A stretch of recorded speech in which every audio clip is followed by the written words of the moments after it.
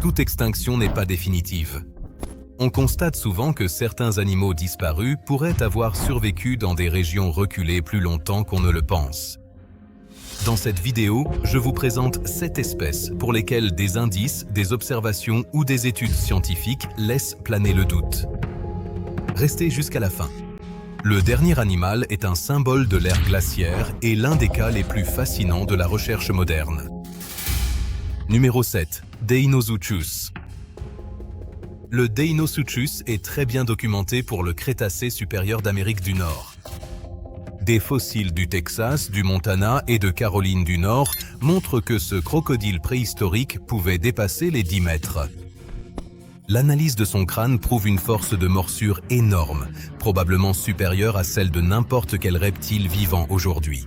L'espèce s'est éteinte il y a environ 73 millions d'années, sans doute à cause du climat et de la perte de ses proies. Pourtant, dans le sud des États-Unis, des rapports font état d'empreintes géantes le long de cours d'eau isolés. Certaines traces sédimentaires sont plus profondes et larges que celles des populations d'alligators connues. Dans les années 1930 et 1950, des morsures à l'espacement dentaire inhabituel ont été notées sur des bateaux. Les biologistes soulignent que certaines zones du delta du Mississippi n'ont toujours pas été entièrement cartographiées. Même si un indice, aussi intrigant soit-il, ne constitue jamais une véritable preuve formelle, ces découvertes mettent en lumière notre méconnaissance persistante des écosystèmes d'eau douce isolés. S'agit-il de mauvaises interprétations, d'individus exceptionnellement géants ou d'artefacts géologiques encore non identifiés? Cela reste pour l'instant un mystère entier. Un autre exemple nous vient d'une espèce dont l'extinction présumée est bien plus récente et n'est pas encore élucidée. Numéro 6. Le moa. Les moas de Nouvelle-Zélande étaient des oiseaux coureurs, incapables de voler, dont certains dépassaient les 3 mètres. La datation au carbone 14 indique qu'ils ont disparu au XVe siècle, suite à la chasse et à la perte d'habitat après l'arrivée des Maoris. Des découvertes sur plus de 20 sites, dont Te Waka et Pyramid Valley, prouvent leur large répartition d'autrefois. Cependant, la date exacte de leur extinction reste un sujet de recherche. En 2009, une équipe de l'Université d'Adélaïde a analysé des os et conclu que certains groupes auraient pu survivre plus longtemps. Dans les vallées isolées de l'île du Sud, de grandes empreintes sont apparues à plusieurs reprises, impossibles à attribuer à une espèce actuelle connue. Certains rapports proviennent de forestiers et de chasseurs des années 1980 et 1990. Aucun cas n'a été confirmé scientifiquement. Pourtant, les montagnes et vallées de Nouvelle-Zélande comptent parmi les régions les plus inaccessibles d'Océanie. Qu'il s'agisse de populations résiduelles tardives, de méprises ou d'erreurs de mesure, la question reste ouverte. C'est encore plus complexe pour une espèce disparue seulement au XXe siècle et dont les preuves potentielles remontent à une époque récente. Selon vous, quel animal aurait eu la meilleure chance de survivre sans être découvert jusqu'à aujourd'hui? Un oiseau géant ou une espèce de reptile préhistorique? Numéro 5. Le tigre de Tasmanie. Le tigre de Tasmanie, aussi appelé thylacine, était, avec le diable de Tasmanie et le lion marsupial, le plus grand marsupial carnivore et était considéré comme éteint depuis 1936, après la mort du dernier spécimen connu aux zoos de Hobart.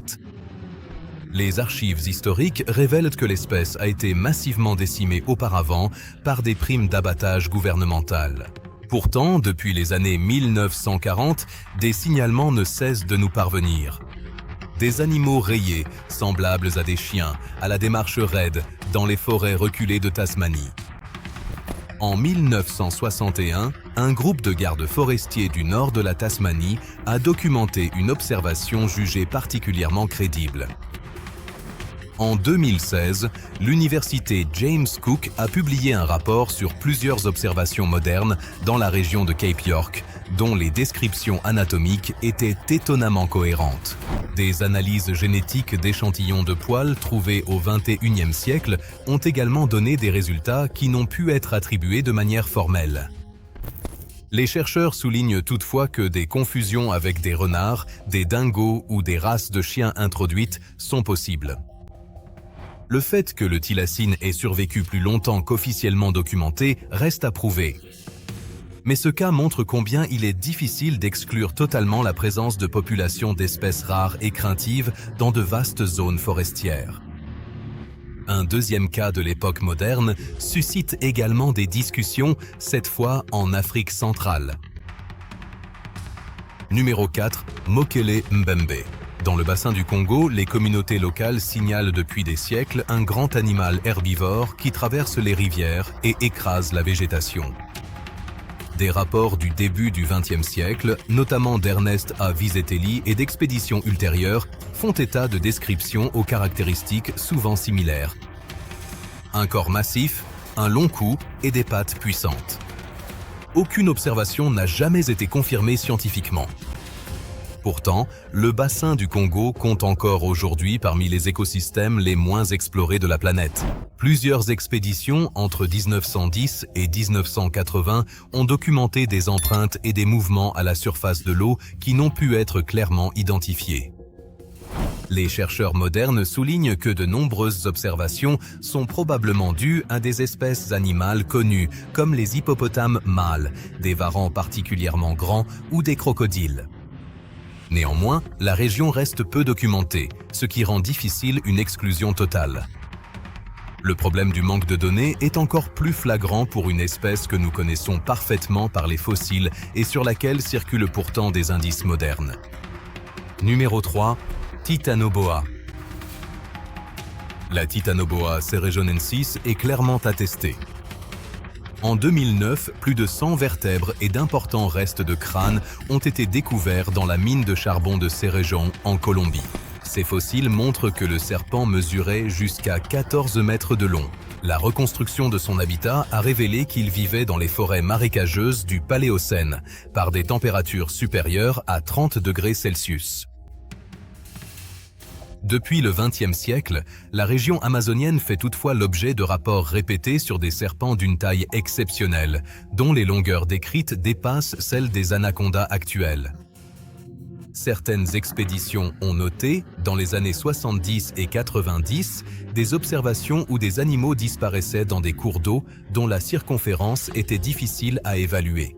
Une image satellite très discutée des années 1990 montre un objet allongé dans un bras reculé de l'Amazone, mais la résolution est trop faible pour une interprétation claire. Les biologistes soulignent que de nouvelles espèces de vertébrés sont décrites chaque année en Amazonie. On ignore si ces rapports sont dus à des anacondas particulièrement grands, à des illusions d'optique ou à des estimations de distance insuffisantes.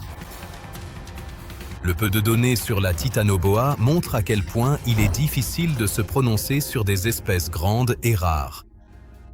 Ce problème est encore plus marqué dans l'océan, là où l'exploration des habitats profonds présente encore aujourd'hui de grandes lacunes. Numéro 2, le mégalodon. L'Otodus mégalodon était le plus grand requin connu de l'histoire de la Terre. Ses dents atteignaient des longueurs de plus de 17 cm. Des fossiles de couches du Pliocène inférieur prouvent que l'espèce s'est éteinte il y a environ 3,6 millions d'années.